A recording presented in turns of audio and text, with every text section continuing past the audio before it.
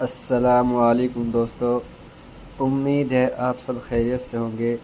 آج ہم آپ کو دکھائیں گے شیخ امام پنجاب مولانا عثمان لدھانی صاحب کا بہت ہی خوبصورت بیان۔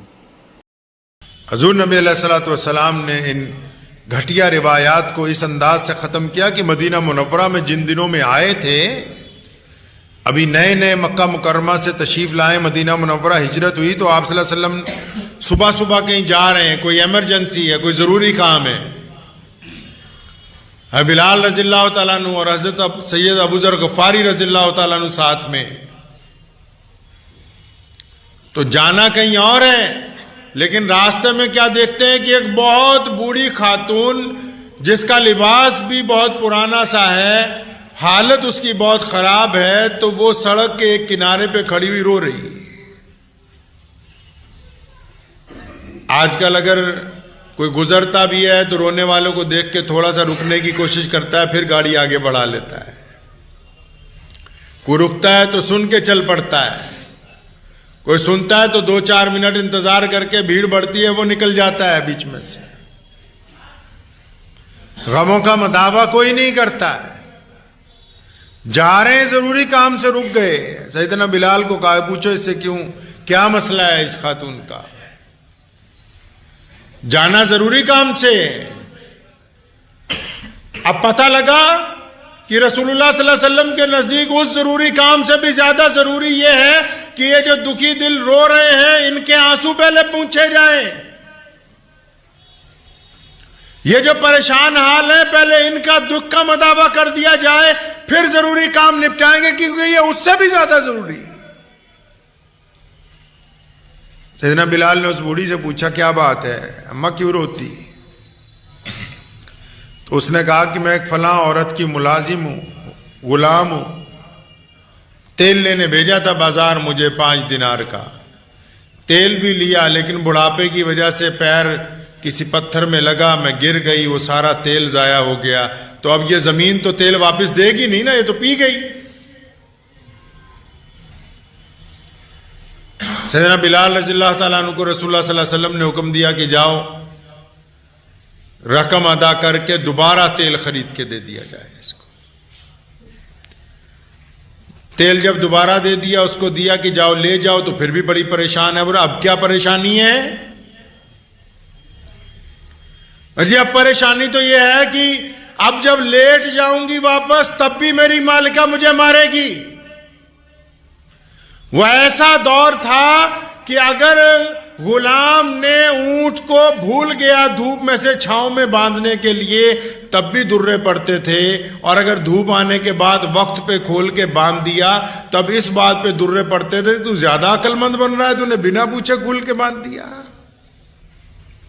محمد رسول اللہ نے اس عورت کو تیل بھی لے کر دے دیا، پھر بھی پریشان ہے۔ پوچھا بلال پوچھو آپ کیوں پریشان ہے یہ اماں؟ کہنے لگی جی اگر میں اب چلی گئی تو اب بھی میری مالکن ہے وہ مجھے مارے گی کہ تو اتنی دیر سے آئی کیوں ہے؟ محمد رسول اللہ نے کہا اس کو بولو تم ہمارے آگے آگے چلو، ہم اس گھر تک جائیں گے اور تیری سفارش کر کے آئیں گے۔ ایسا نہیں ہو سکتا کہ ہم تجھے مار پڑوانے دیں، ہم اس گھر تک جا کے تیری سفارش کر کے آئیں گے۔ اور پھر محمد رسول اللہ صلی اللہ علیہ وسلم، حضرت بلال رضی اللہ تعالیٰ عنہ، یہ سب اس اماں کے ساتھ ساتھ اس گھر تک پہنچے، ساری گلیاں پار کر کے جدھر شہر ختم ہوتا ہے اس طرف ایک گھر ہے، دروازہ کھٹکھٹایا۔ جس عورت نے دروازہ کھولا وہ یہ کہتی ہے کہ جب میں نے دروازہ کھولا تو میں نے محمد رسول اللہ صلی اللہ علیہ وسلم جیسی پیاری صورت دیکھی ہی نہیں تھی، میں تو یہ بھول ہی گئی کہ خادمہ سے پوچھنا ہے کہ تو دیر کہاں لگائی، ایسی نظریں نہیں دیکھی گئی۔ محمد رسول اللہ صلی اللہ علیہ وسلم کا میں چہرہ تکتی ہوں، آقا دو جہان کی آنکھیں نیچی ہیں، محمد رسول اللہ نے اس خاتون کی طرف دیکھا ہی کوئی نہیں، اور بڑی دھیمی آواز میں بڑے احترام کے ساتھ فرمایا یہ تمہاری خاتمہ ہے؟ کہنے لگی ہاں جی میری خاتمہ ہے۔ فرمایا ایسے مارنا نہیں، اس بیچاری سے تیل گر گیا تھا، تیل ہم نے اس کو لے دیا ہے، تو کہتی ہیں کہ میرا مزاج بڑا ظالمانہ تھا، بدلہ لینے والا تھا، لیکن جب انہوں نے کہا، جب ایسی شخصیت نے کہا کہ میں ابھی ان کو جانتی نہیں ہوں، تو میں فوراً تابع ہو گئی. میں نے کہا جی میں نہیں اس سے کچھ کہوں گی، میں باز پرس نہیں کروں گی. اب ہے کوئی ایسا جو چل کے کسی مظلوم کے ساتھ اس کے دروازے تک چلا جائے اس کو حق دلوانے کے لیے؟ آج کوئی ایسا ہے کہ جو آج بھی غریب کے ساتھ ہاتھ پکڑ کے اس دروازے تک پہنچ جائے جہاں اس کو حق دلوانا ہو؟ یہ محمد رسول اللہ صلی اللہ علیہ وسلم نے کر کے دکھایا ہے. صرف اعلان نہیں کیے کہ ایسا بدل دیا جائے گا مدینے کو، ایسی سڑکیں بنا دی جائیں گی، ایسے پل بنا دیے. محمد رسول اللہ صلی اللہ علیہ وسلم نے ایسے انسان پیدا کیا جنہوں نے دنیا کے رسم و رواج، دنیا کے ظلم کو تبدیل کر دیا محبتوں کے درمیان میں. ایسے لوگ پیدا کیے محمد رسول اللہ صلی اللہ علیہ وسلم کے احکامات نے. وہ خاتون کہتی ہے جو مالکن تھی حویلی کی، کہنے لگی جب رسول اللہ صلی اللہ علیہ وسلم سے پلٹے تو بلال پیچھے رہ گئے تھے، تو ہم دونوں کے دل میں آیا کہ یہ تو پوچھ لیں کہ یہ ہیں کون اتنی پیاری صورت والے. کہ بلال کو روکا، پھٹافٹ پوچھا بھائی یہ ہیں کون؟ فرمایا تم نہیں جانتی، یہ وہی ہیں جو اللہ تبارک و تعالیٰ کے رسول ہیں.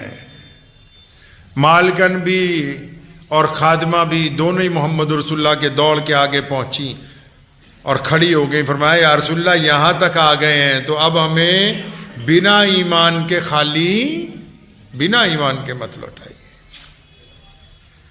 محمد رسول اللہ صلی اللہ علیہ وسلم نے ہمیں تربیت دی کہ غریبوں کی مدد جو ہے ہمیں اپنے مزاج اور قوت کے مطابق کرنی. یہ ضروری تو نہیں ہے نا کہ اگر کوئی بہت زیادہ غریب ہے، مستحق ہے اور آپ بھی اسی جیسے ہیں، آپ اس کی مدد نہیں کر سکتے تو چلو مدد نہیں کر سکتے، آپ ہنس کے تو بول سکتے ہیں. اگر رقم نہیں دے سکتے حوصلہ تو بڑھا سکتے ہیں.